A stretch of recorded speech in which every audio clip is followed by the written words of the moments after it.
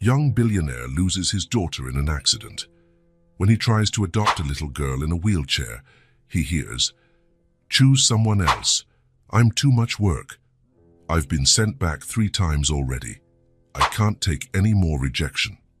What he does changes everyone's lives forever. The ticking of the clock echoed against the empty walls, filling the space that once overflowed with children's laughter. Claire stopped in the hallway and closed her eyes.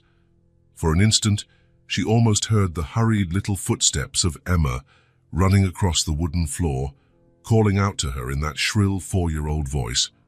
But when she opened her eyes, there was only silence. 1 year.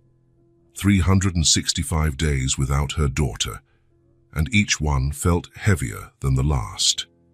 Claire dragged herself to the kitchen, where Thomas was making coffee. Their eyes met for a second, long enough for both to look away, as though facing each other meant facing their own pain. "I made toast," Thomas said, pushing a plate toward her. Claire nodded without replying. Words between them had become scarce, as if their entire vocabulary had died alongside Emma on that icy road. Thomas was a partner in a successful architecture firm in downtown Boston. Claire had been a music teacher at a local academy. They had a lovely house on the outskirts of the city, a garden Claire tended with devotion. And they'd had Emma, intense blue eyes, golden curls, and a laugh that seemed to fill every inch of the house. Now, all that remained was a photograph on the wall and a bedroom that no one dared to open. "I have to go," Thomas said, finishing his coffee. "I've got a meeting with that Swiss client at 9. Claire just nodded. She knew he was trying. Thomas got up every morning, put on a perfectly tailored suit, and pretended the world kept on turning. Maybe for him, in some way, it really did. The door closed, and Claire remained motionless on the chair, staring at the untouched toast. Her fingers, once so deft on the piano keys, now trembled slightly. It had been 6 months since she'd played a single note. The phone rang. Claire ignored it. It was probably Mary, her mother, trying to convince her to go out, to start therapy, to move on, as if there were any forward left after losing a child. She climbed the stairs slowly and stopped in front of the closed door at the end of the hallway. Almost every day, she repeated this ritual. She would stand there, place her hand on the doorknob, hold her breath, and then back away, unable to go in.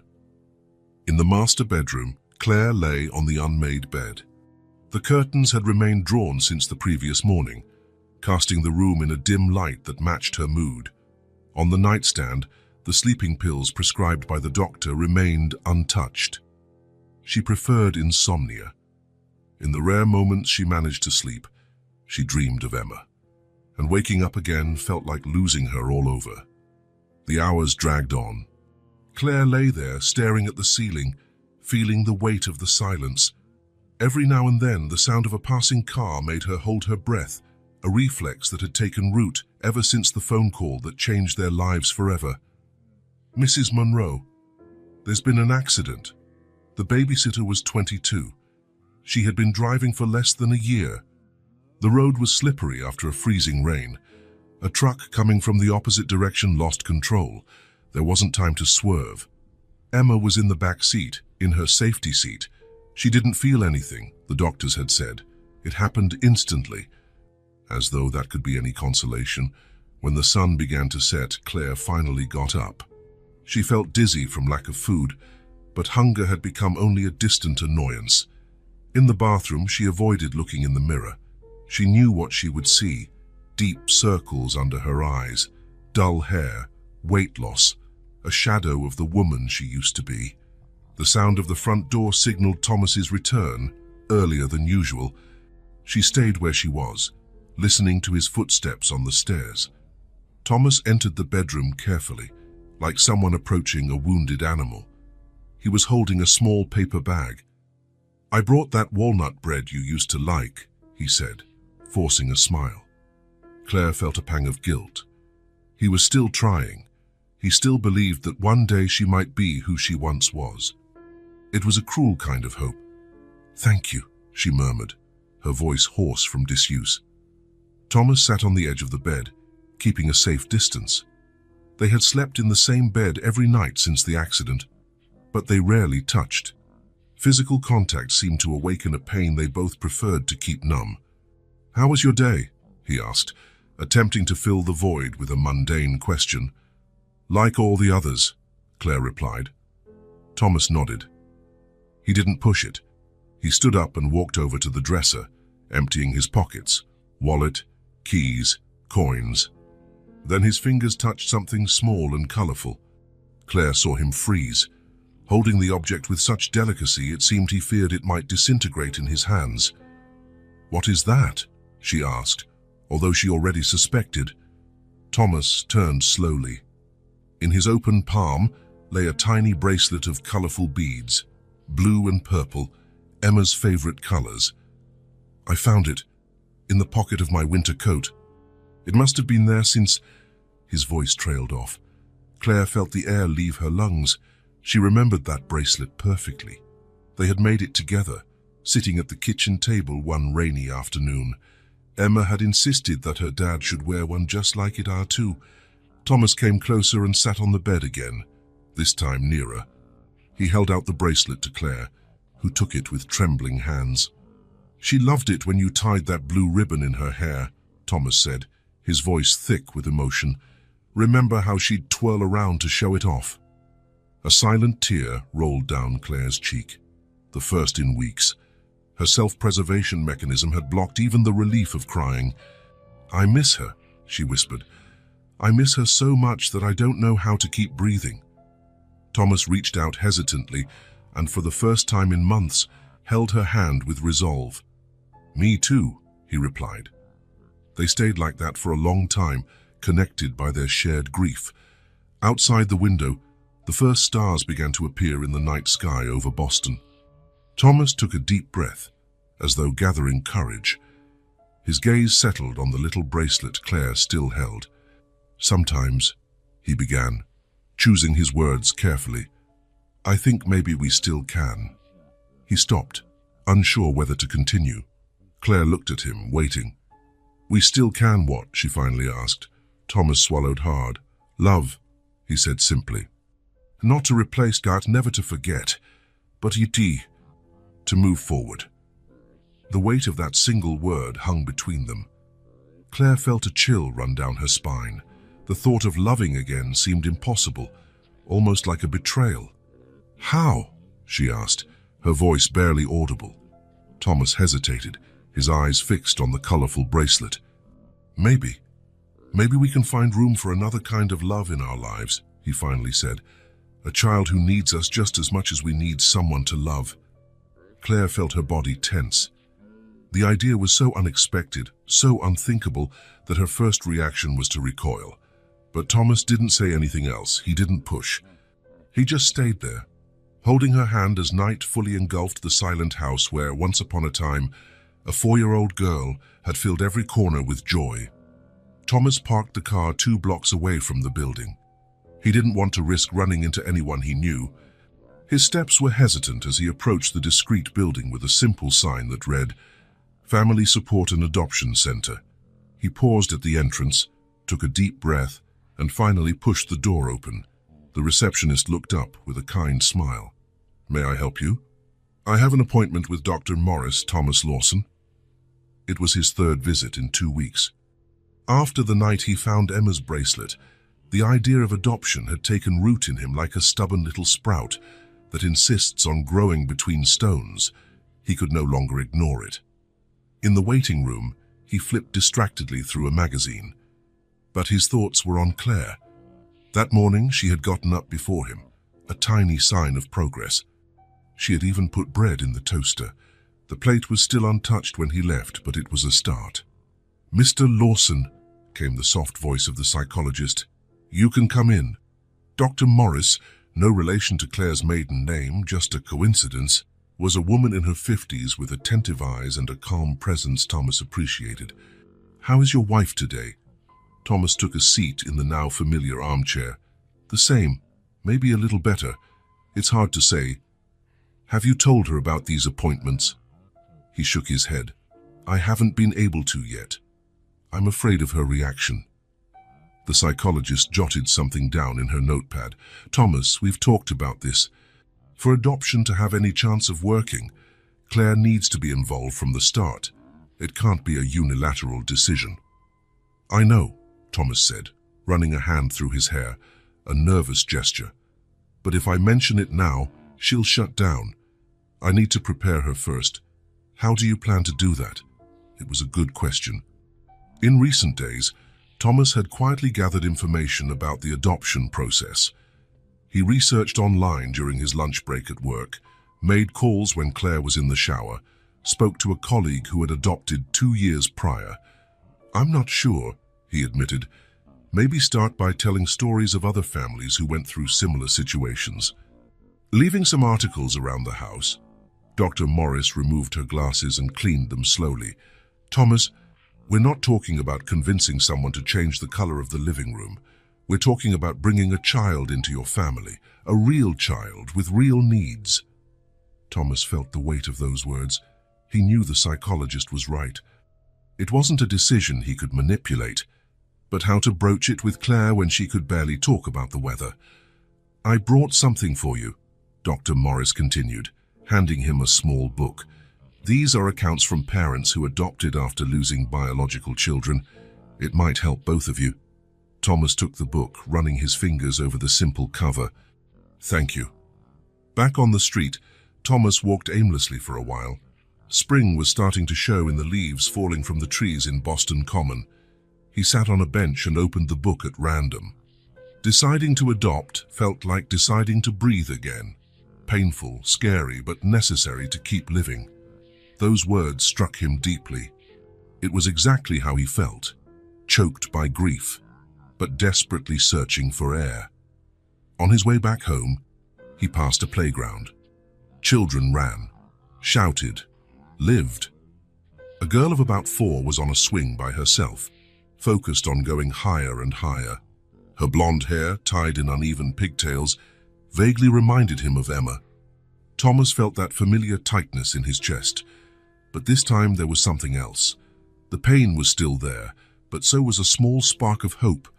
Maybe that was the path, not to replace Emma, never to forget her, but to honor her by continuing to love.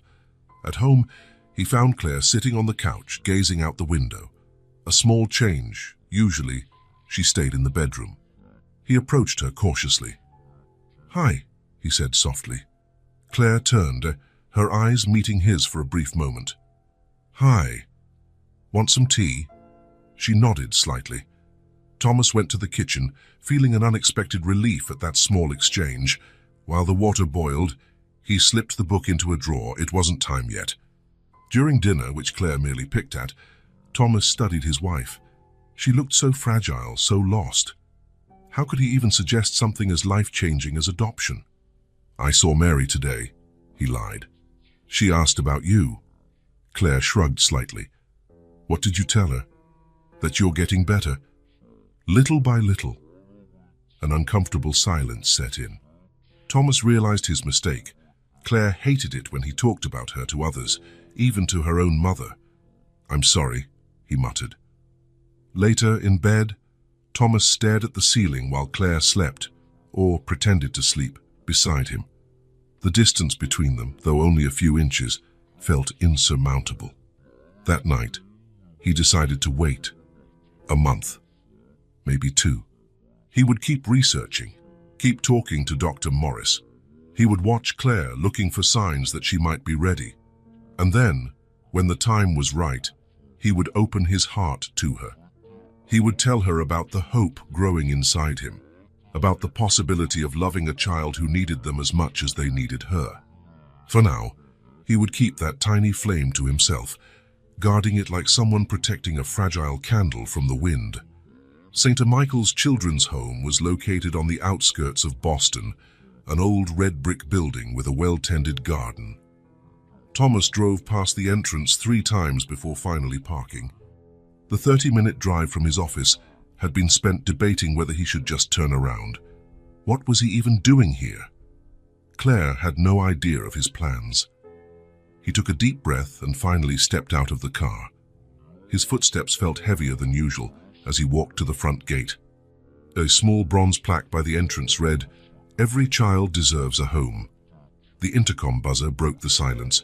"St. Michael's Children's Home, good morning." "Good morning. I have an appointment with Mrs. DuPont, Thomas Lawson." A soft buzz unlocked the gate. Thomas crossed the small entrance garden, noting the carefully maintained flowers and a bright swing set under a leafy tree. The main door opened before he could ring the bell.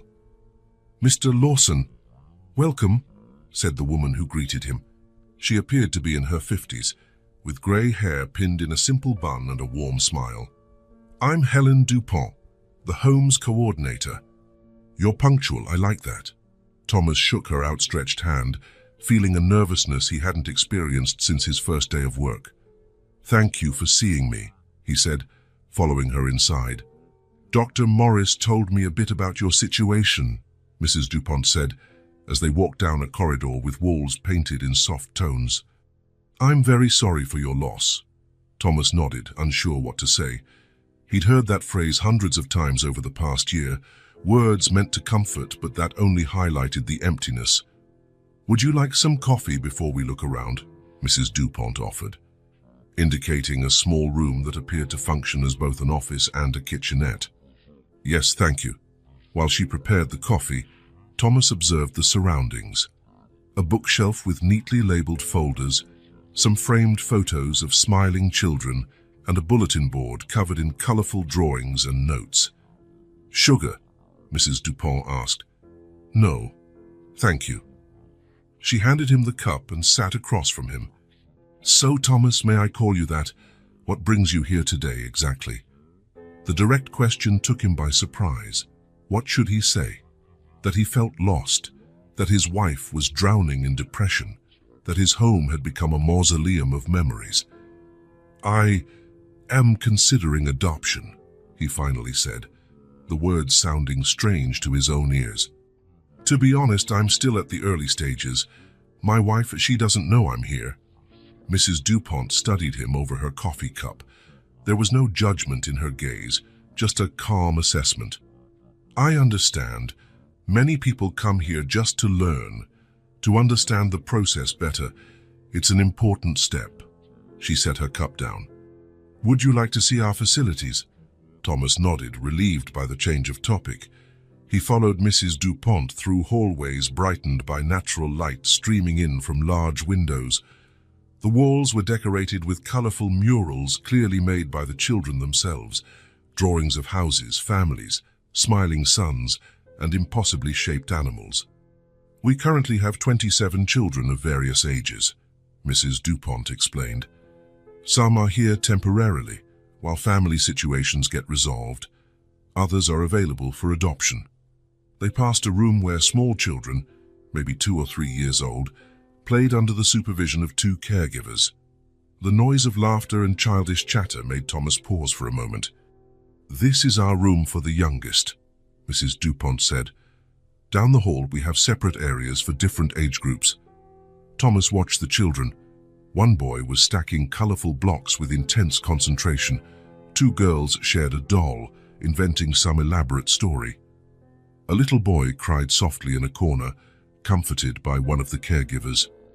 "Pierre arrived yesterday," Mrs. DuPont noted, seeing where Thomas's gaze landed. "The first days are always hard." They continued walking, passing a large kitchen where lunch was being prepared, and a small library with low shelves filled with children's books. Finally, they reached an inner courtyard. "This is our main recreation area," Mrs. DuPont explained. "The children spend a lot of time here when the weather allows." The courtyard was spacious and well thought out, with areas for different types of play. A group of older kids were kicking a ball around a small sports court. Others were on colorful swings. Some simply sat on benches under a tree, chatting. That's when Thomas saw her. A girl of about 4, with golden pigtails bouncing as she ran. For an instant, his heart stopped. The resemblance to Emma was unsettling, the same height, the same energy. She laughed as she chased an older boy, who kept letting her almost catch him before sprinting away again. "That's Sophie," Mrs. DuPont's voice seemed distant. "She's been with us for 6 months. Her parents died in a domestic accident. She has an aunt who visits occasionally, but the aunt can't care for her long term. Thomas couldn't tear his eyes away.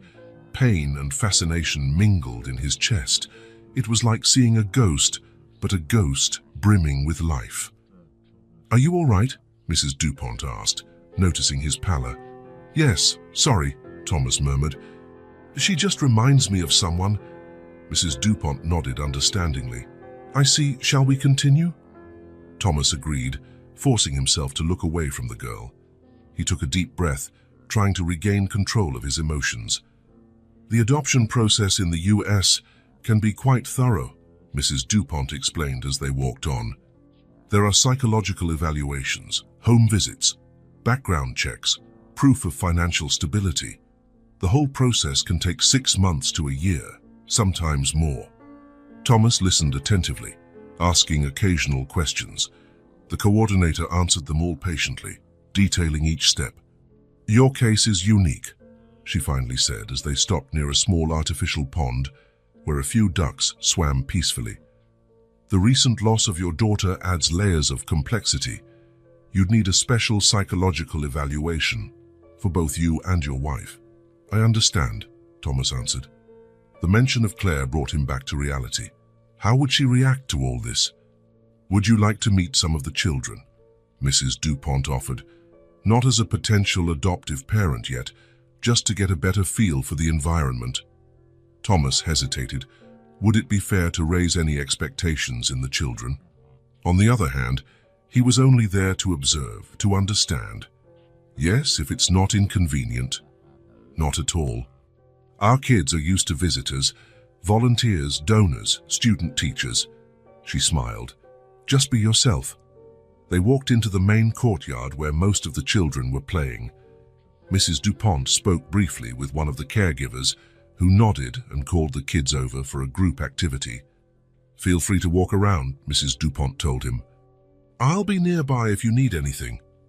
Thomas thanked her, suddenly feeling very exposed. The children watched him with curiosity, while the caregiver explained some sort of ball game. Some offered shy smiles, others ignored him entirely, focused on their play. He strolled slowly along the courtyard's edge, observing. There was something deeply moving about seeing these children, each carrying their own story of loss, yet still able to laugh and play. Childhood resilience was remarkable. It was when he approached the far end of the courtyard that he noticed her. Sitting apart from the other children, almost hidden in the partial shade of a small tree, was a little girl in a wheelchair. Her gaze was fixed on the horizon, completely detached from the bustle just a few yards away. For some reason he couldn't explain, Thomas felt drawn to that quiet presence. He approached slowly, trying not to seem intrusive. The girl was small, probably no older than 4, with short brown hair and delicate features. There was something in her large, dark eyes that conveyed a sadness out of place in someone so young. "Hello," Thomas said softly, stopping at a respectful distance. The girl turned her face toward him, studying him with a disconcerting intensity. She didn't reply, just watched him. "My name is Thomas," he continued, crouching to be closer to her eye level. "What's your name?" Silence. The girl just kept staring at him, an expression that was part distrust, part curiosity. Thomas didn't push. He sat on a nearby bench, leaving a fair amount of space between them. From that angle, he could see that her wheelchair was decorated with star stickers. A small brown teddy bear, well worn from use, rested on her lap. "It's a nice day, isn't it?" he commented, glancing at the blue sky. "I especially like it when the sun comes out after a few days of rain." The girl remained silent, but Thomas noticed her gaze briefly flick to the sky as well. After a few moments, Thomas asked gently, "Why are you sitting here by yourself while the others play?" For a second, he thought she wouldn't answer again, but then a small, clear voice broke the silence. "I like it here. It's quieter." Thomas felt a wave of emotion hearing that voice. There was something in it, an unexpected maturity, perhaps, that touched him deeply. "I understand," he responded sincerely. "I also like quiet places sometimes. Silence can help us think, right?" The girl glanced at him, a faint look of surprise on her face, as if she hadn't expected to be understood. Thomas didn't press for more answers. He just sat there watching the passing clouds and the occasional bird overhead. The girl's presence had a strangely comforting quality, as though they didn't need to fill the silence with words. After a few minutes, a dog sprinted along the courtyard edge, probably belonging to a staff member or neighbor. "Look at that," Thomas said. "He seems to be in a big hurry." A small smile flickered across the girl's face, so quick Thomas almost thought he'd imagined it. "He always runs like that," she said, her voice a bit more relaxed. "That's Rex. He belongs to the gardener." "Ah, so you know him well?" She shrugged, a surprisingly adult gesture for someone so small. "He comes by every day. Sometimes he likes to hang out here with me." Thomas smiled. "He sounds like a good friend." "He is," she agreed, adjusting the teddy bear in her lap. "He doesn't ask too many questions." The answer caught Thomas off guard, and he couldn't hold back a light laugh. "Sorry, am I being nosy?" The girl studied him for a moment before replying, "No. You talk differently than other grown-ups who come here." "Different how?" "I don't know," she shrugged again. "Normal?" Thomas found something oddly reassuring in that simple remark. Maybe, amid his grief and confusion, he had forgotten what it was like to simply be present, with no expectations or hidden agendas. A blue butterfly briefly landed on the edge of the girl's wheelchair. Both of them watched it in silence until it fluttered away. "Beautiful," Thomas remarked. "Blue is my favorite color," the girl said, tracking the butterfly with her eyes. "It's mine too," Thomas realized as he spoke that it was true. They stayed there a few more minutes, occasionally commenting on the clouds, the garden, or the noises around them. It wasn't a deep conversation, but there was a genuineness to it that Thomas hadn't felt in a long time. It was Mrs. DuPont who finally approached. "I see you've met Elise," she said with a warm smile. Elise. The name struck Thomas as a revelation. Somehow it perfectly suited the serene girl in the wheelchair. "Yes," he replied, standing up. "We were enjoying the quiet corner." "Elise is our official observer," Mrs. DuPont said fondly. "She doesn't miss a thing that happens." The girl didn't react to the comment, but Thomas noticed a slight blush on her cheeks. "It was a pleasure meeting you, Elise," he said, adding a small bow that made her eyes light up for an instant. As he walked away, following Mrs. DuPont back into the main building, Thomas felt a strange reluctance. Those few minutes with Elise had been unlike any other interaction he'd had in months. There was something in that child's presence, her calm, her attentive observation, her silent acceptance, that resonated deep inside him. "Elise has been with us for 2 years, Mrs. DuPont mentioned as they walked. "She's a special child." Thomas nodded, casting one last look at the girl in the wheelchair, still gazing thoughtfully at the horizon. Something had changed within him during that visit. As he climbed back into his car to drive home, he knew he would return, not just to the children's home, but specifically to that quiet corner of the courtyard, where a 4-year-old girl carried a wisdom in her eyes that moved and intrigued him at once. Thomas arrived at St. Michael's Children's Home earlier than the day before. He'd slept little, the image of Elise lingering in his thoughts. Over breakfast, Claire had asked why he was so quiet. He'd answered with a half-truth about a difficult project at work. Walking into the home's courtyard, his eyes immediately searched for the shaded spot where he'd found Elise. There she was, in the same place and as if she'd never left. But there was a subtle difference this time. She looked up as soon as he approached. "Good morning, Elise," Thomas said with a smile. "You came back," she replied, not as a question but a surprised statement. "I did say I'd come back, didn't I?" Elise frowned. "I don't remember any promise," Thomas chuckled softly. "You're right, but here I am anyway." He sat on the same bench as the previous day, near her wheelchair. This time, he'd brought a small pocketbook. "I brought something today," he said, showing her the book. "It's a story I used to read one that I really like." Thomas nearly mentioned Emma. A familiar tightness seized his chest, but he took a steadying breath and continued. "Do you like stories?" Elise shrugged, a gesture Thomas now recognized as her typical response. "Sort of. What kind of stories do you prefer?" "I don't know," she said, adjusting the worn teddy bear in her lap. "Mrs. Dupont reads princess and dragon stories to us sometimes. And do you like those?" Elise thought for a moment. "The dragons are cool. The princesses are kind of silly." Thomas smiled again. There was something refreshing about her straightforward honesty. "I agree. I think I prefer dragon stories too." A comfortable silence settled between them. Thomas observed the courtyard, where other children were gathering for morning activities. A caregiver was setting up a ball game, while another helped some younger kids with building blocks. "Why do you come here?" Elise asked suddenly. Her question caught him off guard. She regarded him with those intense eyes, far too serious for a 4-year-old. "To meet all of you," Thomas replied, opting for honesty. "To understand more about this place." "You want to take a child home," she said. It wasn't phrased as a question. Thomas felt suddenly exposed, as though Elise could read his deepest intentions. "I'm thinking about that," he admitted. Elise turned her gaze to the group of children playing. She clutched her teddy more tightly. Her posture grew rigid. "Maybe you should pick another kid," she said finally, her voice small but firm. "I'm too much work. I've been sent back 3 times. Her words hit Thomas like a punch to the gut. The casual way this 4-year-old spoke about being sent back, as though she were a defective object, was heartbreaking. He wondered how many rejections it took for a child so small to speak this way. "Elise," he said gently, fighting to keep his voice steady, "you're not work. You're a person." She kept staring at the courtyard, her small profile resolute against the green backdrop of the trees. "Would you like to talk a bit more?" Thomas asked, resisting the urge to move closer.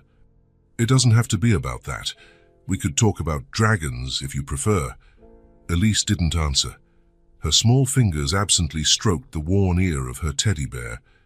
Thomas recognized it as a silent refusal, but he didn't get up. He stayed, respecting her space, simply existing in the same world as her for a few more minutes. A small bird hopped near them, pecking at the grass for crumbs.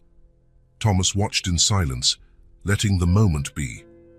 When he finally rose, he said only, "It was nice to see you again, Elise." He made no promise of returning, but something in his tone suggested he would anyway. Elise did not reply, but her eyes followed him as he walked away. Thomas went straight to Mrs. Dupont's office.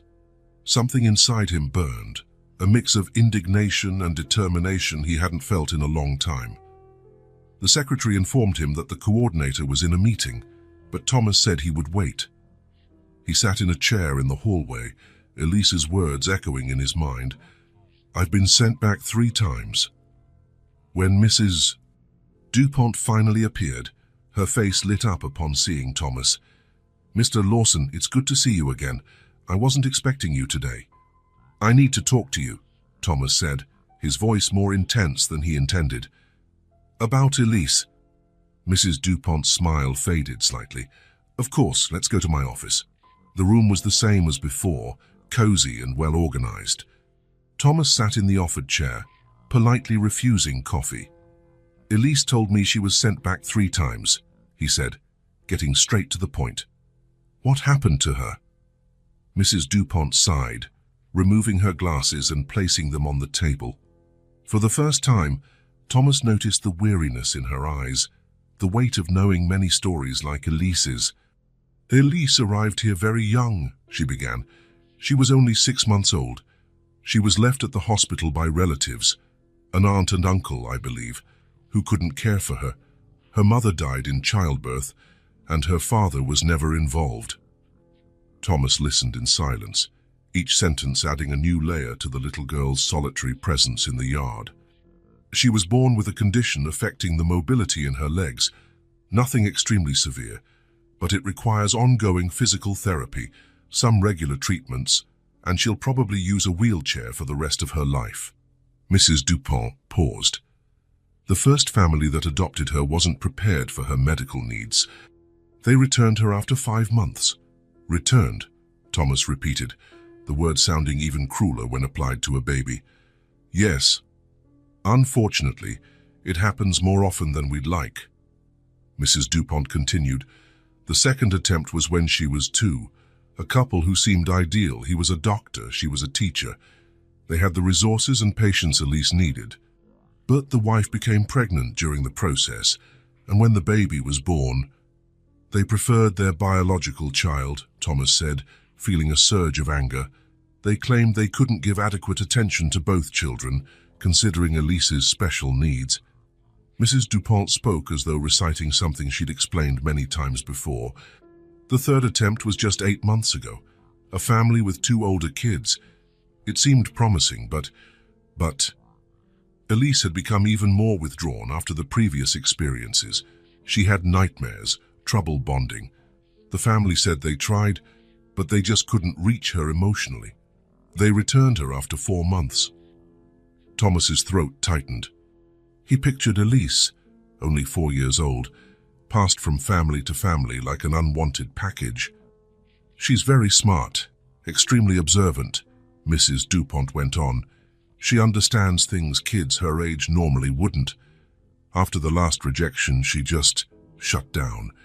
She stopped joining in playtime, stopped trying to make friends. As if she decided nothing, and no one was worth getting attached to anymore. She no longer believes anyone will stay, Thomas murmured, echoing what Mrs. DuPont had just said. Exactly. Mrs. DuPont put her glasses back on. That's why I was surprised to see her talking to you yesterday. She almost never interacts with visitors.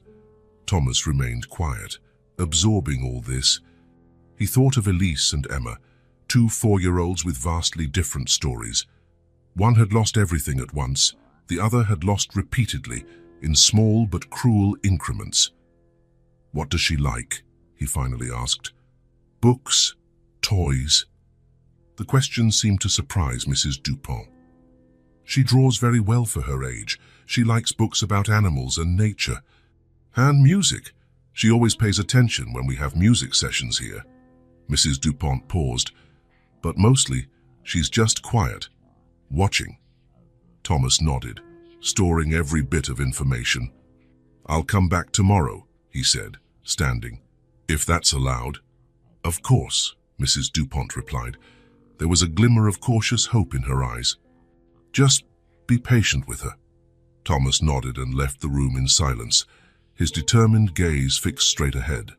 As he walked to the exit, past the colorful drawings on the walls and the distant sound of children's laughter, something grew inside him, a deep, unwavering conviction. He wasn't there by chance. The path he'd walked since losing Emma, all the pain and emptiness, had somehow led him to this little girl with serious eyes and a worn teddy bear. And as he drove back home, to Claire, to the difficult conversation they would have to have, Thomas knew Elise would not be sent back a 4th time, not if he could help it. Thomas parked in the garage and stayed there, hands still on the wheel. The sun was setting, casting orange reflections on the windshield. He needed to go inside. He needed to tell Claire. He had delayed this moment for weeks, secretly visiting the children's home, secretly getting to know Elise. He couldn't go on like this. With a long sigh, he grabbed from the passenger seat a small drawing Mrs. DuPont had given him, a tree with brightly colored birds, made by Elise. Her name was scrawled in big, slightly crooked letters, typical of a 4-year-old. When he walked into the house, he found Claire on the couch, flipping through a home decor magazine. A small sign of improvement. Recently, she had started coming downstairs more often instead of staying in the bedroom. Her eyes met his briefly, then shifted back to the magazine. I'm home, Thomas said, a simple greeting that had become rare between them. Hi, Claire replied, closing the magazine. You're late today. There was an implied question. Thomas sat in the armchair across from her instead of his usual spot beside her on the couch. He needed to face her for this conversation. Claire, he began, feeling his throat go dry, I have something to tell you. She straightened on the couch, a shadow of concern crossing her face. "What is it? Something wrong at work?" "No, it's not that." Thomas swallowed. "For the past few weeks, I've been visiting a place, an orphanage, St. Michael's Children's Home." The silence that followed was thick. Claire's face lost what little color it had, her fingers gripping the edge of the magazine so tightly her knuckles went white. "Why?" she finally asked, her voice barely audible. Thomas searched for the right words, but there were none that fit perfectly. Because I thought maybe we could consider the possibility of adoption." Claire closed her eyes. When she opened them, they held a hardness Thomas hadn't seen since the early days after the accident. "No," she said simply. "We can't." Thomas had expected this reaction. He had prepared for it. "Claire, please, just hear me out. I'm not saying we have to do this now, or even that we definitely should. I just want you to know what I'm feeling, what I'm thinking. Replace Emma. Is that what you're thinking?" Her voice shook with anger. "Never," Thomas said firmly. "No one will ever replace Emma. She is our daughter, always will be." "Then why this sudden interest in other children?" Thomas hesitated. How to explain that it wasn't sudden, that the idea had grown inside him slowly, like a stubborn seed nurtured by pain and the need to find meaning in their loss. "It's not sudden. I've been thinking about it for months, but only now had the courage to act, to actually visit the orphanage to see what it's like." Claire stood abruptly, walking over to the window. With her back to him, she asked, "So how was it?" Thomas sensed a tiny opening, a fissure in her resistance. "It was different than I imagined. It's not a sad place despite everything. The kids play and laugh. The staff is caring. It's simple but warm." He paused. "And I met someone." Claire turned sharply, her face a mix of shock and betrayal. "No, not like that," Thomas explained hastily. "A child, a little girl." "Oh," Claire crossed her arms, as though protecting herself. "And what's so special about this girl?" Thomas felt his heart race. This was the moment. He took out Elise's drawing and placed it on the coffee table. "Her name is Elise. She's 4. The same age Emma would have been." Thomas saw the immediate recognition in Claire's eyes, the immediate awareness of that coincidence, which was not really a coincidence. "Thomas, I know what you're thinking," he interrupted, "but it's not like that. I'm not drawn to her because she's the same age Emma would be. There's something else." "What then? Explain it to me, because I honestly can't understand how you could do this behind my back." The hurt in her voice was palpable.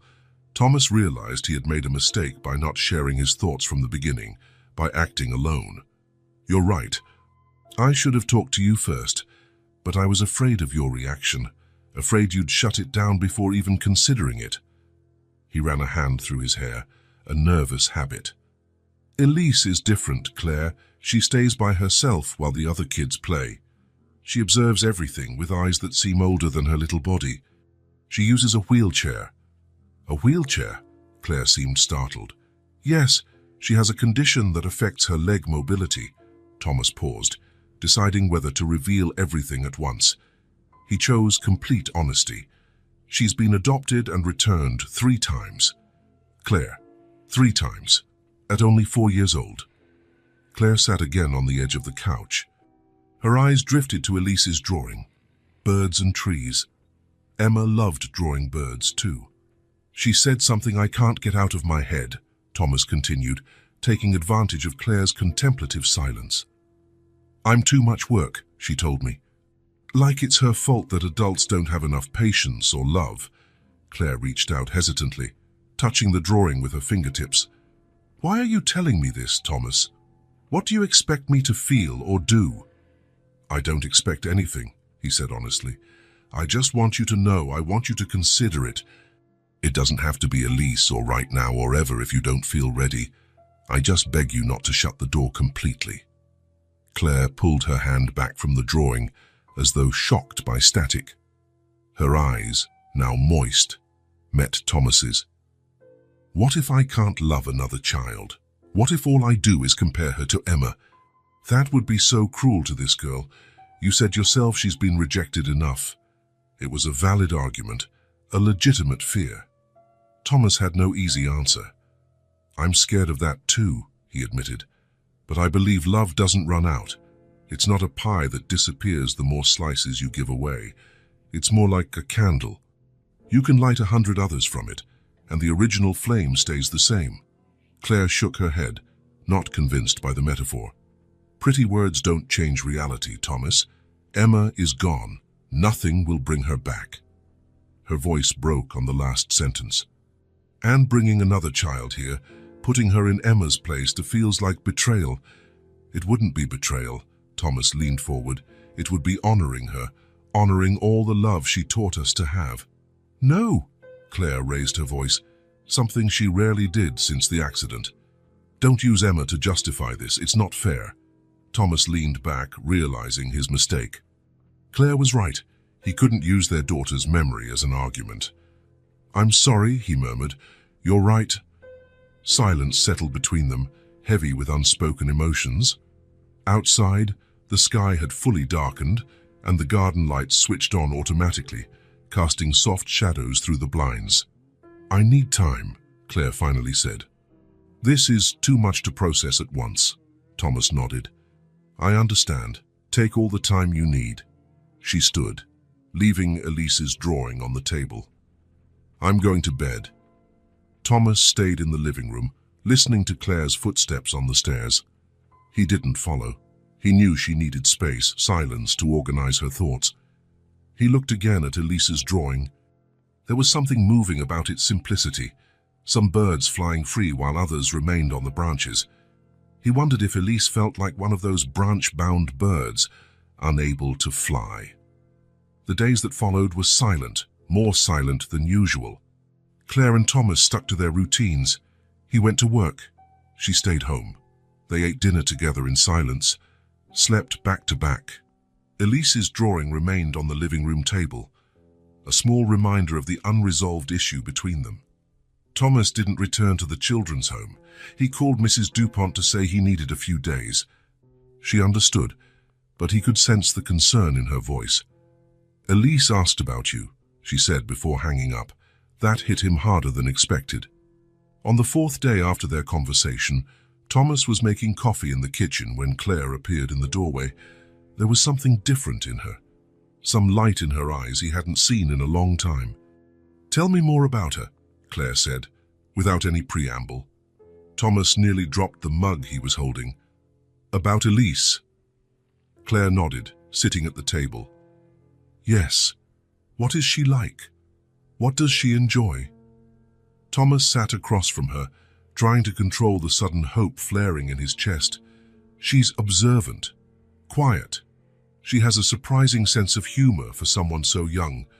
She likes to draw, as you saw, and Mrs. Dupont says she also loves music, but mostly she's strong, stronger than any 4-year-old should have to be. Claire listened attentively, her eyes fixed on the cup of coffee Thomas had placed in front of her. Does she look like Emma? She asked quietly. It was the question Thomas dreaded, but also knew was inevitable. No, he said honestly, not in looks, not in personality. Emma was bright, outgoing. Elise is more like the moon, quiet, reflective, a softer light, but just as beautiful. Claire nodded slowly, seeming to find some comfort in their differences. Is her condition severe? Not according to Mrs. Dupont. She needs regular physical therapy, and she'll probably always use a wheelchair, but otherwise she's healthy. Claire absorbed that in silence. After a moment, she asked, What makes her smile? The question caught Thomas off guard. It was such a simple, human question, yet deeply significant. I haven't seen her smile very often, he admitted. But her eyes light up when she talks about animals, and I noticed a tiny smile once when a dog ran across the courtyard. Claire stood abruptly. I need time to think. Don't bring it up again until I say so, okay? Thomas agreed, respecting her request. I promise. That night, Thomas woke to a faint noise coming from the room next door, Emma's room, which had stayed locked since the accident. He rose carefully so as not to wake Claire, only to find she wasn't in bed. He approached the slightly open door to their daughter's bedroom. The bedside lamp was on, casting a soft glow over the space preserved exactly as it was the day of the accident. Unicorn blanket on the bed, shelves of books and toys, crayon drawings on the walls. Claire was sitting in the small armchair in the corner, where she used to read bedtime stories to Emma. She held a framed photo, the favorite one of her and Emma, taken during their last summer together. Thomas stopped, frozen in the doorway, as he watched Claire do something he hadn't seen in months, cry. They weren't the desperate sobs of the early days. They were silent tears rolling down her face, while she traced Emma's features in the picture with her finger. "I miss you so much, my love," she whispered to the image. So much." Thomas felt his own eyes sting with tears. He wanted to enter and hold her, cry with her. But he sensed that this moment was hers alone, something she needed to face after so long. Claire kissed the photo gently and placed it back on the shelf. Then she picked up one of Emma's favorite books, The Giving Tree, and flipped through it slowly, as though searching for something in its well-worn pages. "What would you do, Emma?" she whispered into the empty room. "You, who always had so much love to give. What would you tell Mommy right now?" Thomas retreated quietly, returning to their bedroom. When Claire came back a few minutes later, he pretended to be asleep. He felt the bed move as she lay down beside him, but for the first time in months, she didn't turn her back. She stared at the ceiling, lost in thought, until sleep finally overtook her. Thomas remained awake for a long while, listening to Claire's steady breathing, allowing himself, for the first time in a long while, to feel a small spark of hope. The drive to the children's home was silent. Thomas focused on the road, occasionally glancing at Claire, who kept her hands folded tightly in her lap. After a week of thinking, she had agreed to meet Elise, a decision Thomas had not expected so soon. "Are you okay?" he asked when they stopped at a red light. Claire nodded briefly. "Just nervous." "That's normal. I am too. What if she doesn't like me?" The question took Thomas by surprise. He hadn't considered that possibility. "Claire, she's going to love you." "You don't know that," Claire replied, looking out the window. "You said yourself she has trouble trusting people." Thomas couldn't argue. It was true. Elise had built walls around herself after so many disappointments. It wouldn't be easy. The rest of the drive passed in silence. When they arrived, Mrs. Dupont was waiting at the entrance, her face lighting up at the sight of Claire. "Welcome to St. Michael's Children's Home," she said, shaking Claire's hand warmly. "Thomas has told me a lot about you." Claire forced a smile. "Thank you for having us." "Elise is in the music room," Mrs. Dupont informed them as she led them through the corridors. "One of our volunteers is teaching the children how to play the recorder." Claire gave Thomas a look of surprise. "You didn't mention she liked music." "I did," he said gently. "You must have forgotten." Before entering the room, Mrs. Dupont gently touched Claire's arm. "Just one thing. Try not to show pity. Elise senses that immediately and withdraws." Claire swallowed hard and nodded. Pity was the last thing she felt, she was certain. But she wasn't sure exactly what she would feel upon seeing the girl Thomas had described so many times in the past few weeks. The music room was small but welcoming. About 8 children sat in a circle, each holding a small recorder. A young volunteer demonstrated finger positions for different notes. It was easy to spot Elise. She was in her wheelchair, slightly apart from the circle but watching the teacher intently. Her recorder lay on her lap, her small fingers gripping it as though she feared breaking it. "That's Elise," Thomas whispered, though it was unnecessary. Claire felt something tighten in her chest. It wasn't what she'd expected. It wasn't a comparison to Emma, nor pity, nor rejection. It was more like recognition, as though, in some unexplainable way, she already knew this child. Mrs. Dupont suggested they watch for a bit before approaching. When the lesson ended, the kids began to disperse. The volunteer helped Elise put her recorder back in its case. "You played really well today. the volunteer said, kneeling to be at eye level with the girl. Elise just shrugged, but a faint blush of pride showed on her cheeks. That was when she noticed Thomas at the door. Her dark eyes lit up slightly, not a full smile, but close. Then her gaze shifted to Claire, and her expression changed to one of caution, as though she were putting up a shield. Thomas approached first, Claire following a few steps behind. "Hi, Elise," he said casually. "I heard you playing. It sounded beautiful." "I made 2 mistakes," she replied, looking down at the recorder case. "I didn't notice," Thomas said with a smile. "This is Claire, my wife. She loves music too." Claire stepped forward, trying to ignore the knot in her throat. "Hello, Elise. It's nice to meet you." The girl studied her with those intense eyes Thomas had often described, eyes that seemed to weigh whether Claire was trustworthy. "Hi," Elise finally answered, her voice small but clear. "Thomas told me you like to draw," Claire continued, remembering the tree and birds picture still on her living room table. Elise nodded slightly. "I used to draw too. I'm not very good, but I love colors." "What's your favorite color?" Elise asked, her first direct question. Claire thought for a moment. "Green, I think. Like new leaves in spring." "Mine is blue," Elise said. "Like the sky." Claire smiled, a genuine smile that didn't require effort. "Blue is a great color." The rest of the visit was brief. They walked through the garden together, with Thomas pushing Elise's wheelchair along the paved paths. Conversation was mostly between Thomas and the girl, while Claire observed their interaction, Thomas's kindness, the way Elise relaxed in his presence. When it was time to leave, Claire crouched down to Elise's eye level. "It was really nice meeting you. I hope we can see each other again soon."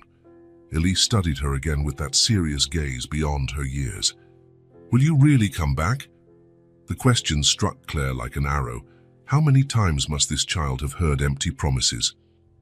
"Yes," she answered with surprising firmness. "I'll come back." On the drive home, Thomas waited for Claire to speak first. She remained silent almost the entire ride. Only when they were nearly at their house did she say, "She has the oldest eyes I've ever seen on a child." Thomas nodded. "That was my impression too." "She carries so much for someone so small," Claire continued, looking out the window. "So much distrust, so much hurt." "Yes. I wonder if I have what it takes," Claire said, so quietly Thomas almost didn't hear. "If I'm strong enough to help her carry all that." Thomas didn't answer. He knew that wasn't really a question for him. The next few days were filled with contemplative silence. Claire moved through the house as if seeing it with new eyes, sometimes pausing to touch objects, lost in thought. Thomas watched her, giving her space, letting her process in her own time. On a rainy afternoon, about a week after the visit to the children's home, Thomas came home from work and found Claire in the living room, sitting on the couch with a stack of documents on the table. Her eyes were red but dry, as though she'd been crying, but the tears had already stopped. "What's this?" he asked, taking off his wet coat. Claire picked up the folder and handed it to him. Inside were the adoption forms Mrs. Dupont had given him weeks ago, now filled out in Claire's careful handwriting. "I want to try," she said, her voice shaky but resolute. "I don't know if I'm ready, but I want to." Thomas felt a wave of emotion so strong he had to sit down. He took Claire's hands in his, unable to find words to express what he felt. "I'm scared," she confessed. "So scared I won't be enough for her, that I'll compare, that I'll fail. But something inside me says we need to do this, for her, for us, maybe even for Emma." Thomas hugged her with all the tenderness and relief he felt. In that moment, the weight he'd been carrying for the past months felt a little lighter. The following months were all about paperwork, evaluations, and home visits from social workers. Claire and Thomas underwent exhaustive interviews, together and separately. Their specific situation, parents grieving the recent loss of a child, required additional psychological assessments. Dr. Morris became a constant presence in their lives, guiding them through the emotional process. Elise knew nothing during that time.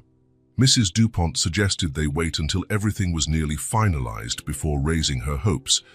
Their visits to the children's home became more sporadic and discreet, so as not to raise suspicions. Finally, on a cold Wednesday morning in early spring, they got the call they'd been waiting for. The adoption had been approved. They could take Elise home in a week.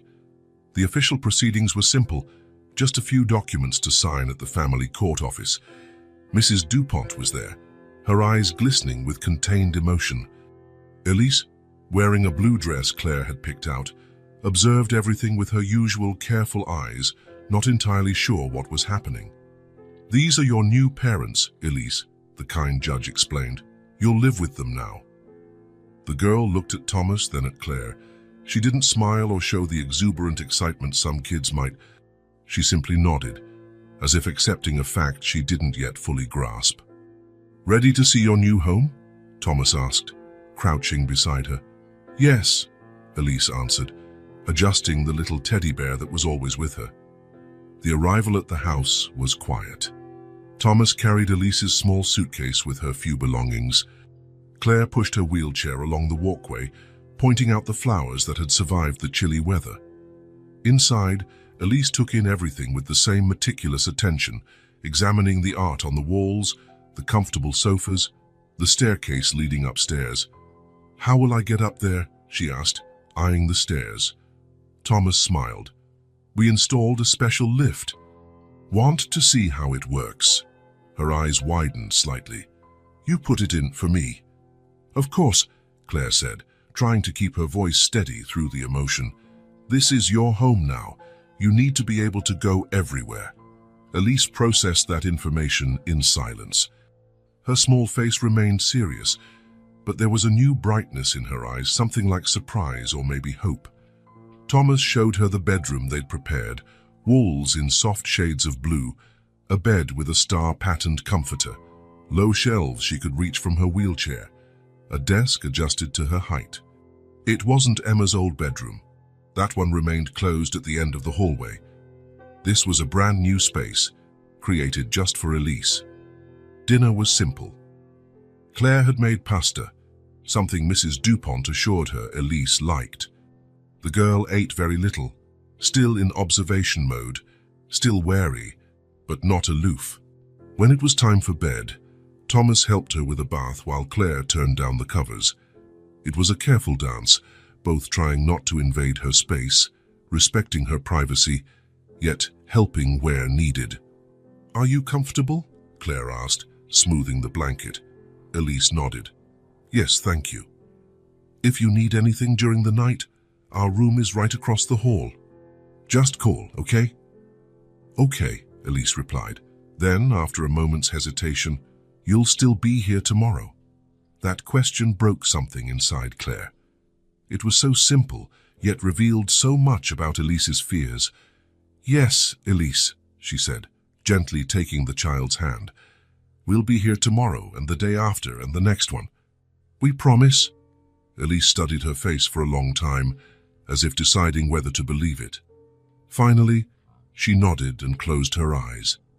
Later, after Thomas had fallen asleep, Claire got up quietly. She went to stand by Elise's door and sat on the hallway floor, leaning against the wall. From there, she could hear the soft, steady breathing of the sleeping girl. She closed her eyes and allowed herself to cry, not tears of raw grief this time, but something more complicated. There was still sadness, yes, still fear, but for the first time in a long while, there was also something else. Hope, a fragile, flickering hope, but hope nonetheless. The first week passed in cautious rhythms. Elise, Thomas, and Claire moved like uncertain dancers, testing steps, gauging distances, trying to create a choreography that worked for everyone. The girl watched everything with her keen eyes, mapping the house, learning routines, studying her new parents like someone memorizing an escape route. After 3 days, Thomas had to return to work, reluctantly but necessarily.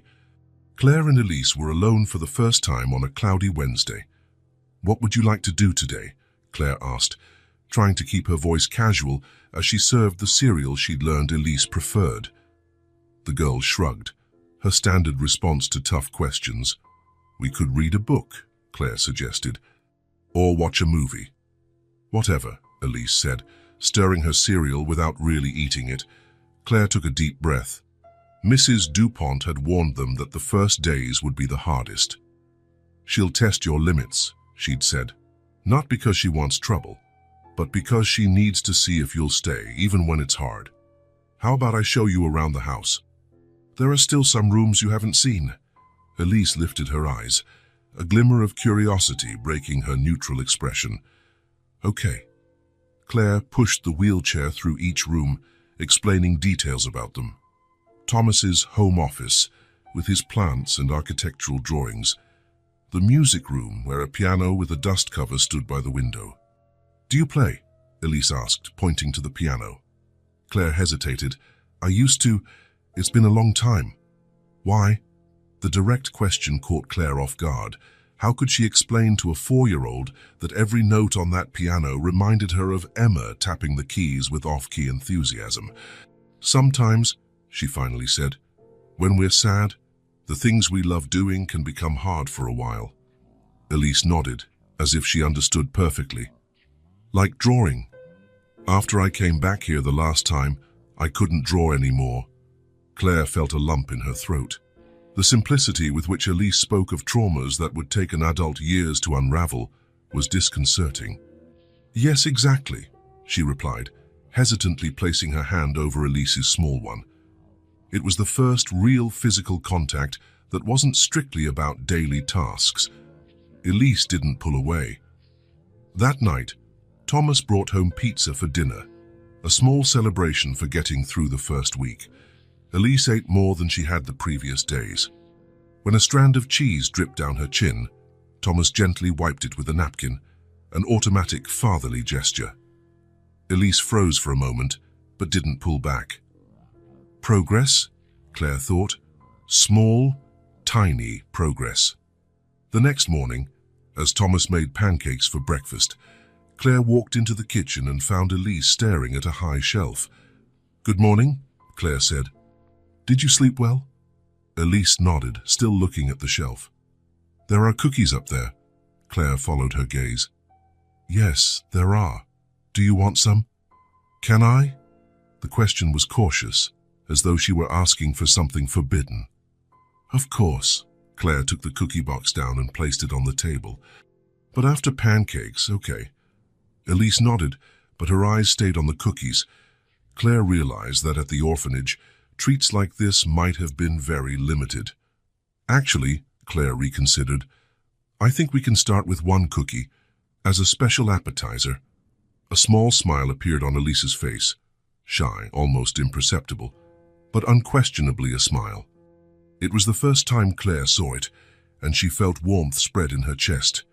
From that moment on, the requests began, small, hesitant, but genuine. "Could you reach that book for me? Would you help me with this game? Can I have some juice?" Claire responded patiently to each one, realizing that more important than the requests themselves was the fact Elise was willing to ask, willing to express wants, to believe they would be met. One afternoon, as Claire was putting away some new clothes in Elise's dresser, she noticed the girl watching her from the doorway. "Need something, Elise?" The girl hesitated, chewing on her lower lip. Could you brush my hair?" Claire's heart raced. It was the first truly personal request, the first involving care, contact, trust. "Of course," she answered, trying not to show how much it affected her. "Let's go to the bathroom. It's easier with the mirror." Sitting together in front of the mirror, Claire carefully brushed Elise's brown hair. It wasn't curly like Emma's. It was straight and fine, slipping through her fingers like water. She caught herself looking at Elise's reflection, searching for any resemblance to her lost daughter. But there was none. Elise was entirely different, with her serious eyes and darker complexion, and somehow that was a relief. This wasn't a replacement. It was something new, something entirely different. "Does it hurt?" she asked upon seeing Elise wince slightly. "No. I'm just thinking." "About what?" "How you're different from the others." "Others?" "Other moms. Before." Claire took a slow breath, continuing her gentle brushing. "Different how?" Elise considered. "You don't pretend." "Pretend what?" "That you're happy all the time. That everything's perfect." Claire couldn't suppress a small, sad smile. "No, I guess I'm not very good at pretending that." "I like it," Elise said simply. "It's more real." From that day on, it became a routine. Claire brushing Elise's hair every morning, a moment of quiet connection, trust being built strand by strand. Nights were still the hardest. Elise sometimes had nightmares, waking up crying or calling out for someone Claire and Thomas didn't know. Maybe her birth mother, maybe a caregiver from the home. At first, she rejected comfort, turning to the wall and pretending to go back to sleep. But on the fourth or fifth night, when Thomas came in after hearing a muffled scream, Elise held out her arms to him, a silent plea to be held. Thomas sat on the bed and hugged her gently, as though she were made of glass. "It's all right," he murmured into her hair. "It was just a dream. We're here." Claire, standing in the doorway, felt a swirl of contradictory emotions. Jealousy. Why did Elise accept Thomas's comfort more easily? Guilt at feeling jealous, fear she wouldn't be the mother Elise deserved, and, surprisingly, tenderness at the scene before her. She moved closer, sitting on the other side of the bed. She didn't try to touch Elise, just remained there, offering her presence. After a few minutes, Elise reached out a small hand and took Claire's, still leaning against Thomas's chest. A bridge, Claire thought. We're building bridges. On Sunday, 2 weeks after Elise's arrival, Claire was cooking lunch when she heard a sound she hadn't heard in a long time. Laughter. Loud, genuine, unrestrained laughter, echoing through the house. She walked to the kitchen door and saw Elise in the living room, looking out the window. Outside, in the neighbor's yard, a golden retriever was running in circles, chasing a sock it had apparently stolen off a clothesline.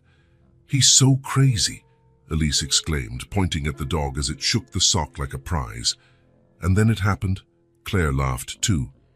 Not a polite grin or a subdued chuckle, but a genuine laugh that rose up from somewhere deep, a place she had thought was closed off forever.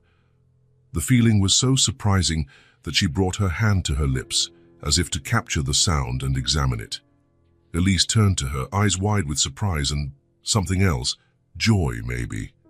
"You have dimples when you laugh," the girl observed. Claire didn't know how to respond. She felt tears welling, but not tears of sadness, rather of recognition that something inside her wasn't dead after all. She took a deep breath and let her hand drop. No need to hide the smile. No need to feel guilty about it. It was just a moment of shared joy. Simple, human, necessary. "We should invite Thor over to play one day," she suggested, referring to the neighbor's dog. "His owner said he loves children." Elise's smile was like a sunbeam breaking through clouds. In the days that followed, Claire noticed a subtle shift in the household dynamic. Elise began seeking her out more often, asking questions, sharing little discoveries, a butterfly on the window, an interesting image in a book, a song she liked on the radio, small offerings of connection. Claire responded with genuine attention. She felt clumsy at times, unsure how to mother again, especially a child so different from Emma. But she was learning Elise's unique language, her cues, her needs. One afternoon, while Thomas was at work, Claire took Elise to the garden. Spring was starting to show its first signs, with little green shoots poking through the soil. "Would you like to help me plant some flowers?" Claire asked, holding up small seed packets. Elise's eyes lit up. "Can I really?" "Absolutely. Look, we have daisies, petunias, sunflowers, and violets." "Violets?" Elise exclaimed with unusual enthusiasm. "Could we plant violets?" Claire smiled at her reaction. "Are they your favorites?" Elise nodded, suddenly more serious. My first mom liked them." It was the first time she'd mentioned her birth mother. Claire felt the weight of the trust implied in that revelation. "Then violets it is," she said softly, handing Elise the packet so she could examine it. They settled in a patch of garden Claire had prepared the day before. Together, they carefully dug small holes, placed seeds in them, and covered them gently. "Not too deep," Claire explained. "They need to feel the sun to grow." "How do we know if they'll really grow?" Elise asked, eyeing the soil skeptically. "We don't know for sure," Claire admitted. "We have to trust and take care of them, water them every day, make sure they get enough sunlight, protect them from bugs. Then one day they'll appear." "It takes patience," Elise observed, that peculiar wisdom shining through. "Lots of patience," Claire agreed. Then, after a moment's hesitation, she added, "You know, I once planted sunflowers here, with Emma, your daughter who died," Elise finished simply. Claire nodded, surprised at her directness. No one had explained Emma's death explicitly to Elise, but it was clear she'd pieced things together. Adult whispers, photos still present in certain corners of the house, the closed bedroom at the end of the hall. Yes, she was 4, just like you. She loved sunflowers because she said they always looked happy, following the sun. Elise processed this information in silence, her small hands smoothing the freshly turned earth. "Do you think she'd be mad?" she finally asked. "That I'm here?" The question struck Claire like a blow to the stomach. The idea that Elise worried about being an intruder was heartbreaking. "No, Elise," Claire said firmly, gently lifting the girl's chin so their eyes met. "Emma had the most generous heart I've ever known. She always wanted a sister. I'm sure she'd be happy you're here, that we found you." Elise searched Claire's face, as though looking for signs of a lie or doubt. Finding none, she nodded slightly. "Could we plant sunflowers too?" "Next to the violets." Claire felt something warm expand in her chest, an almost forgotten sensation of purpose, of hope. "I think that would be perfect," she said. "Your mom's violets and Emma's sunflowers growing side by side in the same garden." Elise smiled, not the hesitant, shy smile of the early days, but something more open, more confident. A smile that said, "I'm starting to believe I can stay, side by side." They continued planting, their hands working in the damp soil. The afternoon sun cast a golden glow around them, highlighting Elise's brown hair and the auburn strands in Claire's. From a distance, someone might have assumed they had always been there together, mother and daughter sharing a common chore on an ordinary day. But they both knew there was nothing ordinary about it. It was extraordinary. Each seed they planted, each smile exchanged, each small gesture of trust. It was the start of something new, growing from the ashes of what had been lost. It was Thomas who found out. He was helping Elise with her physical therapy exercises when she casually mentioned that she'd be turning 5 in 2 weeks. "Your birthday's coming up?" he asked, surprised that no one at the home had mentioned it.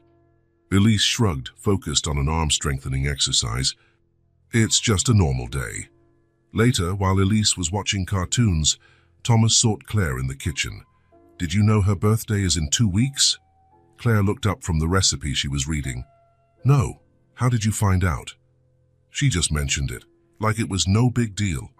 We have her documents." "Let me double-check." Sure enough, the papers confirmed. May 17th, exactly 2 weeks away. "We have to do something special," Thomas declared. "I get the feeling she's never had a real party." Claire nodded, though Thomas noticed a flicker of something in her expression. "What's wrong?" he asked. "Nothing," she replied quickly. "Just thinking about what we could plan." But both knew it was more than that. In the days that followed, Claire threw herself into preparations with surprising dedication. She researched themes, decorations, and recipes. Elise loved unicorns, and her favorite colors were blue and purple. They hired a kid-friendly catering service, ordered a customized cake, and invited a few children from Elise's physical therapy sessions, as well as Mrs. DuPont and 2 caregivers from the home who were close to her. "Let's not overdo it," Thomas cautioned when he saw Claire looking at party entertainer websites. "She might feel overwhelmed," Claire agreed, though reluctantly. There was something in her enthusiasm that felt almost desperate, as though she needed to prove something, to Elise, to Thomas, to herself. 3 days before the party, while Elise was at therapy with Thomas, Claire went up to the attic. She vaguely recalled a box of party supplies that might come in handy: balloons, streamers, maybe even a happy birthday banner they'd used for. She took a steadying breath. That was what she'd been avoiding. Emma's last birthday, just months before the accident. Her princess-themed party with a castle-shaped cake and a sparkly tiara Emma insisted on wearing for a whole week afterward. Among the dusty boxes, Claire found the one she was looking for, labeled party decorations in Thomas's neat handwriting. Opening it, though, she discovered not just decorations but also memories of Emma's party. Photos, a tablecloth decorated with crowns, leftover themed napkins. It felt like a punch to the gut. Claire sank to the dusty floor, holding a photo of Emma blowing out candles, her face alight with joy. Digging further, her fingers touched something soft. She pulled it out and felt her breath catch. Mr. Bunny, the blue stuffed rabbit Emma had carried everywhere, the one that had been in the car on the day of the accident, recovered by the police in a plastic bag along with other belongings. Claire had stored it away, unable to look at it or throw it out. Emma's scent still lingered, mingled with dust and time. Claire pressed the toy to her face and finally broke down. The tears came hard, accompanied by sobs that tore through her chest. How could she plan a party for another child? How could she smile and move on when Emma would never blow out birthday candles again? "Claire?" Thomas's voice came from the attic stairs. She couldn't answer. She couldn't speak. She heard his footsteps approach and felt his presence before she saw him. "Oh, Claire." He knelt beside her, seeing what she held. "I can't do this, Thomas," she sobbed. "I just can't. It's like I'm betraying her, replacing her. Like..." "Shh." Thomas sat next to her on the dusty floor, wrapping an arm around her shoulders. "It's not true." "It is. I'm planning a party for another child. I'm smiling again. I'm loving again," Thomas gently finished. "And there's nothing wrong with that, Claire." He carefully took Mr. Bunny from her hands, gazing at the worn toy fondly. Emma hated seeing people sad. Remember? She used to offer this very bunny to anyone who cried, saying it had magic powers to cure sadness. Claire choked back a sob, nodding. It was true. Emma had such a generous heart. "You're not erasing anyone," Thomas said firmly, taking Claire's hand. "You're making room for more love. There's a difference." They sat in silence for a long time, Mr. Bunny between them. When they finally came downstairs, Thomas carrying the box of decorations, Claire clutching the bunny, something in them had shifted. It wasn't total acceptance, nor complete healing, but perhaps the start of reconciliation between past and present. On the day of the party, the house was beautifully decorated with balloons in shades of blue and purple. A banner reading "Happy Birthday, Elise" adorned the main wall. The unicorn-shaped cake waited in the kitchen. In the middle of the gift table was a special package, a box wrapped in star-patterned paper. Elise looked radiant in her new dress, a small, subtle tiara in her carefully brushed hair. Her eyes, usually so serious, shone with restrained excitement. "All this is for me?" she asked for the 3rd time, gazing around in awe. "All for you," Thomas confirmed, adjusting the camera for another picture. The afternoon passed with a near-normal kind of joy. The invited kids played, ate too many sweets, and laughed. Elise, initially shy with all the attention, gradually relaxed, especially when she opened her presents, books, games, and a wheelchair-accessible doll that made her grin widely. When it was time for cake, everyone gathered around the table. 5 candles lit up Elise's face, casting golden shadows on her delicate features. "Make a wish," Thomas whispered. Elise closed her eyes in deep concentration, then blew with all the might her small lungs could manage. Everyone clapped. Claire, cutting the cake, felt her eyes fill with tears again. But, surprisingly, the emotion was not painful. It was gratitude for this moment, this child, this new chance. "For you," she said, handing Elise the first slice. "Our special birthday girl." The girl took the plate but didn't start eating right away. Instead, she looked at Claire with those deep, knowing eyes. "Thank you," she said in a clear, quiet voice. "Thank you for all this, Mommy." The single word hung in the air. Mommy, so simple, so complex, so longed for, yet still surprising. Claire felt tears stream freely down her cheeks, but she didn't fight them. They weren't tears of pain or guilt. They were tears of release. "You're welcome, my love," she replied, leaning down to kiss Elise's forehead. "Happy birthday." Later, when everyone had gone home and Elise was asleep, exhausted but happy, Claire and Thomas sat on the porch, sharing a glass of wine. "She called me Mommy," Claire said, still in awe. "I heard," Thomas smiled. "It was wonderful." Claire looked at the emerging stars in the sky. "For a moment, when she said it, I thought I'd feel guilty, but I didn't. It felt like a weight lifted." Thomas squeezed her hand gently. "I think Emma would be proud." Claire nodded, allowing herself to believe that, somewhere maybe, her first daughter was smiling, approving of this new chapter. In the living room, placed carefully among Elise's unwrapped presents, was the star-patterned package. Inside, a cleaned-up Mr. Bunny, along with a small note. "For keeping nightmares away and bringing smiles. With love, Mommy and Daddy." A legacy passing from one daughter to another, not a replacement, but a continuation. A new form of love sprouting from the ashes of the old. Spring arrived in full force. The garden that Claire and Elise had planted began to show results, little green shoots pushing through the soil, promising blooms in the weeks to come. The violets and sunflowers grew side by side, just as they had planned. On a sunny Sunday morning, Thomas left early to pick up fresh croissants from a French bakery downtown. Claire and Elise sat in the living room, Elise drawing while Claire flipped through a gardening magazine. Suddenly, Claire closed the magazine and looked at the little girl who had been part of their lives for nearly 3 months. "Elise," she called softly, "I'd like to show you something today." The girl looked up from her drawing. "What is it?" Claire took a deep breath. She had thought about this for a long time, discussed it with Thomas, even consulted Dr. Morris. Everyone agreed it was an important step, maybe the most important one so far.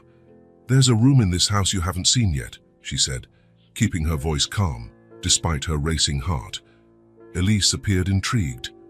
"Why not?" "Because it's a very special place, full of memories. It was Emma's room." Elise's eyes widened slightly. "The room at the end of the hall, whose door was always shut. The room everyone avoided mentioning directly." "You want me to see it?" Claire nodded. "Only if you want to. I think it's time." Elise set her pencil aside and adjusted herself in the wheelchair. "I want to—" Claire pushed Elise's chair to the upstairs hallway. The small lift Thomas had installed hummed quietly. At the end of the second-floor corridor, Claire stopped at the last door on the right. For a moment she hesitated, her hand hovering over the doorknob. She hadn't been in there for weeks, not since she'd found Mr. Bunny, who now slept with Elise each night. "It's okay," Elise said. Sensing her hesitation, Claire smiled at her, finding strength in those serious eyes. She turned the knob and opened the door. Morning light filtered through sheer curtains, creating delicate patterns on the hardwood floor. The room was just as Emma had left it, the unicorn blanket neatly spread on the bed, shelves arranged with children's books in color order, a box of toys in the corner, drawings taped to the walls. Claire wheeled Elise inside and closed the door behind them. The familiar scent, blend of lavender from a sachet in the drawers and something indefinably Emma hit her, but with less force than she'd expected. This was her room, Claire said simply. Elise looked around with respectful curiosity, not touching anything, just taking it in. "It's pretty," she finally commented. Claire walked to the shelf and picked up a photo album. She sat on the plush rug in the center of the room and gestured for Elise to join her. Thomas had adapted the house so Elise could move from her wheelchair to other spots more independently. Carefully, Elise slid to the rug, positioning herself beside Claire. "I wanted to show you who Emma was," Claire said, opening the album. "Not just pictures on the wall or vague stories, but really show you who she was." The first photo was of a newborn Emma in Claire's arms at the hospital. "She arrived 3 weeks early," Claire said. "She was so eager to meet the world, she didn't want to wait." Elise smiled, touching the corner of the photo gently. Page after page, Claire shared moments. Emma's first birthday with cake smeared on her face, her first steps clinging to the coffee table, dressed as a pumpkin for Halloween, sleeping with Mr. Bunny in her arms.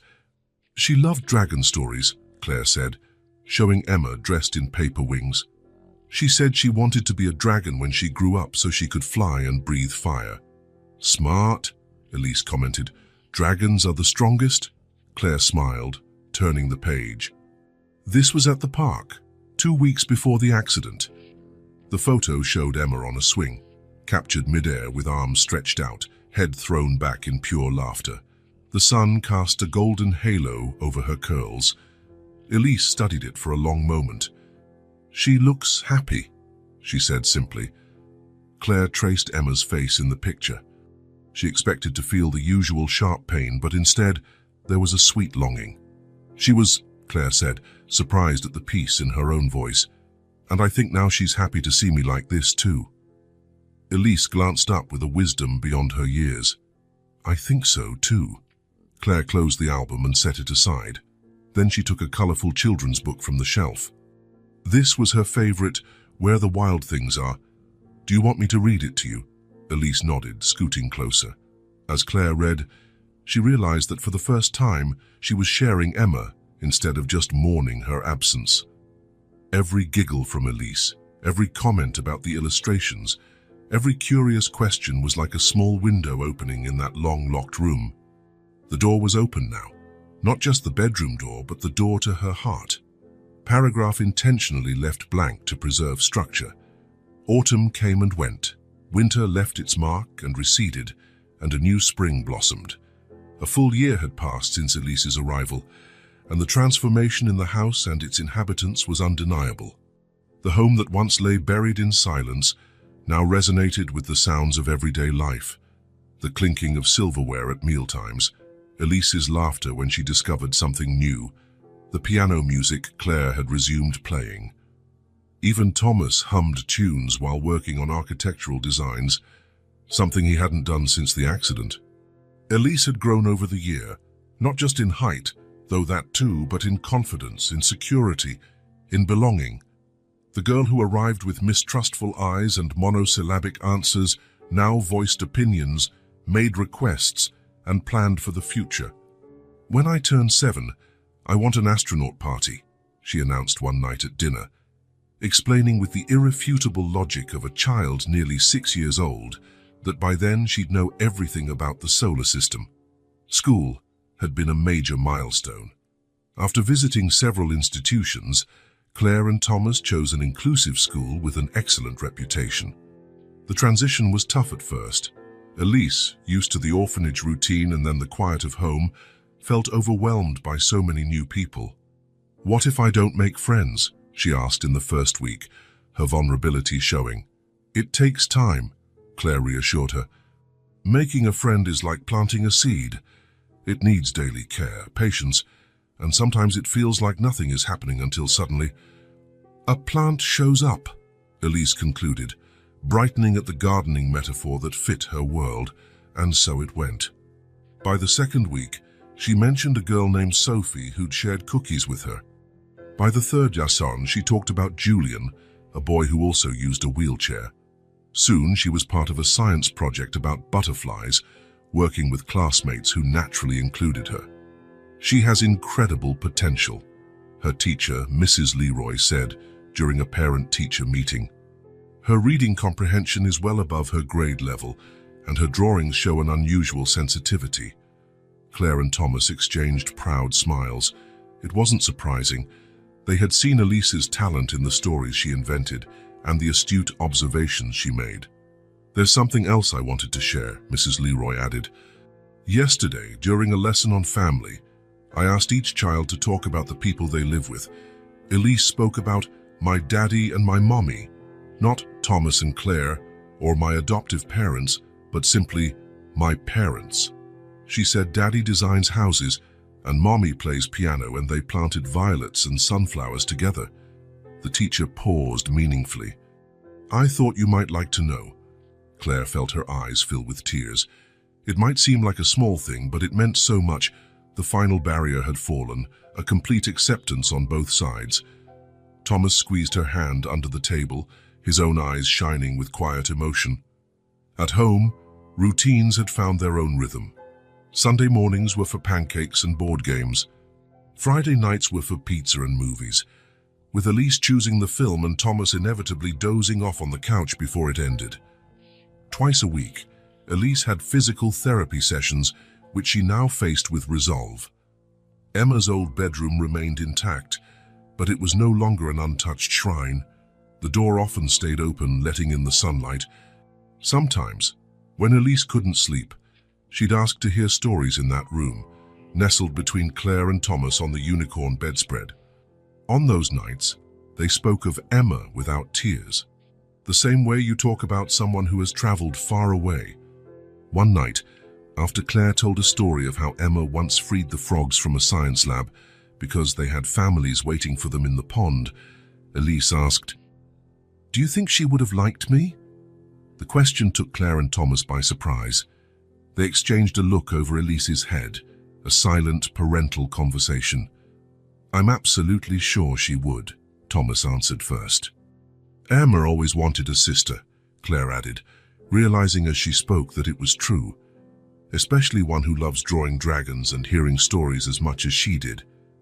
Elise mulled over this, her expression thoughtful as ever, as though processing a complex puzzle. After a moment, she nodded, apparently satisfied, and requested another story. That spring was especially vibrant. The garden Claire and Elise had planted exploded with color, violets forming a purple carpet under the kitchen window, sunflowers standing tall near the fence. They added more varieties over time, petunias Elise chose from a catalogue, daisies that reminded Claire of her own childhood. It was Thomas who proposed a party, not a birthday this time, but a celebration of Elise's first year with them. "A whole year," he said over dinner. "I think that calls for a celebration, don't you?" Elise's eyes lit up. "With cake?" "Of course with cake," Claire laughed. "And we can invite anyone you'd like." Elise thought for a moment, wearing the serious expression she still slipped into now and then. Sophie from school, and Mrs. Dupont, and Jean from therapy, and Julian, who knows all about dinosaurs, and... The list went on to Claire and Thomas's delight. A year earlier, Elise barely spoke to other kids. Now she had friends, connections, a circle of people beyond the safe walls of home. The party was simple but joyful, held in their sunny backyard on a perfect spring Saturday. Thomas had built a small ramp so Elise and her friends in wheelchairs could easily access the back garden. Claire decorated with balloons and ribbons in Elise's favorite colors, blue and purple. "She's blossoming," Mrs. Dupont remarked, watching Elise laugh with her friends. "When I first met her, she stayed in the shadows, afraid to take up space. Now, just look at her." Claire followed her gaze. Elise was explaining something animatedly to a group of kids, gesturing with her hands, her face glowing. She had rosy cheeks from the sun and excitement, her hair braided the way she liked. "We made the right choice," Claire said, more to herself than to Mrs. Dupont. "All of you did," the older woman corrected. "Elise chose too. She chose to trust again, to risk love again after so many disappointments. That takes a courage most adults don't have. It was true. Behind the successful transition, the laughter, the progress, there was a conscious decision on Elise's part, a choice to believe that this time would be different, that this time she would stay. As dusk fell and the guests left, the trio sat on the porch, watching the first stars appear. Elise, sleepy after so much excitement, curled up against Claire's side. "Today was the best day," she declared with the absolute conviction only children possess. Thomas grinned, ruffling her hair affectionately. "Better than the day we went to Disney." 3 months earlier, they'd taken a surprise trip to Disneyland, an experience that had left Elise in awe. Elise considered the question seriously. Different, she finally decided. Disney was fun because it was all new. Today was nice because it was all familiar. Claire and Thomas exchanged glances over their daughter's head. There was surprising depth in her remark. Familiar, like family, like belonging. In the days that followed, Claire noticed a subtle shift in the household. It was as though the celebration had solidified something, making tangible what had previously been only sensed. Photos of Elise now lined the walls alongside Emma's, not as a guest, but as a permanent member of the family. Her name naturally came up in conversations about the future, plans for a summer vacation, the possibility of music lessons in the fall. The adoption, initially seen as a way to heal Claire and Thomas's grief, had grown into something else entirely. It was no longer about filling a void, but expanding their hearts. It wasn't about replacing, it was about adding, a new love that didn't compete with the old but stood beside it, distinct and equally precious. On a particularly glorious late spring afternoon, Claire invited Elise to check on their garden plantings.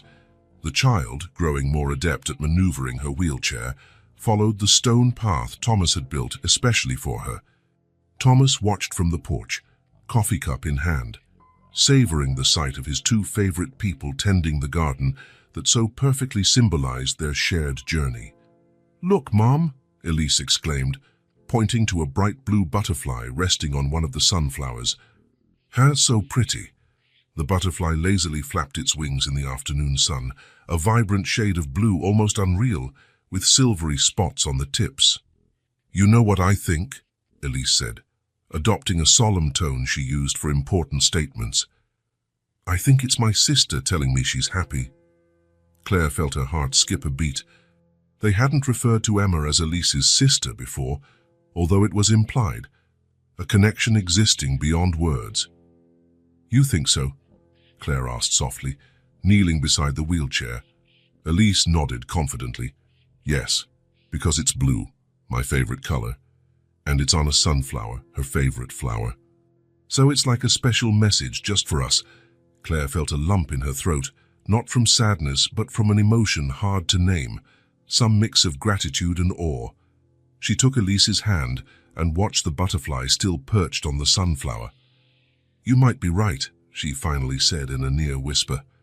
Thomas joined them, carrying a tray with 3 glasses of lemonade, one for each of them, plus an extra glass he set on a small stone bench, a silent offering to the unseen presence that would always be part of their lives. "What are my girls talking about?" he asked, and handing them the lemonade. "How the people we love never really leave us," Claire answered, surprising herself with the ease of words that, a year before, would have been impossible to say without tears. Elise took a sip of her lemonade and smiled. "And how sometimes they send blue butterflies to say hello." Thomas smiled, sitting on the garden bench, lifting Elise onto his lap. Claire joined them, and for a moment they simply relaxed there, enjoying the gentle breeze, the fragrance of the flowers, the feeling of being together. The pain of loss would never fully vanish. It would always be a shadow in Claire and Thomas's hearts, but it no longer defined them, no longer held them captive. Alongside that pain, there was now joy, hope, and a future filled with possibilities that had once seemed unthinkable. The sun began to sink as they finally went inside, leaving behind the vibrant garden and the blue butterfly now tracing lazy circles above the blooms. Elise chattered excitedly about her plans for a science project on the butterfly life cycle, inspired by their visitor. "I'll draw a special blue butterfly in my project," she declared, as Thomas helped her up the porch steps. "I'll call it Emma." Claire felt her eyes mist over, but she smiled through the tears. "I think she'd love that," she said, exchanging a meaningful glance with Thomas. The house that had once been a mausoleum of painful memories now pulsed with life in every room. Laughter echoed in the hallways, music drifted through open windows. The aroma of shared meals filled the air. Photos from different eras coexisted on walls and shelves, capturing the complete story of that family, their sorrows and joys, losses and gains. It wasn't the same happiness they'd known before. It was something new, woven through scars, perhaps richer because they understood the worth of what had been lost. More aware, more grateful for each ordinary day. The love hadn't replaced anything. Rather, it redefined everything. And the house, at last, had recovered its soul. Sometimes love arrives unexpectedly, and healing doesn't mean forgetting. It means finding new meanings to keep on living.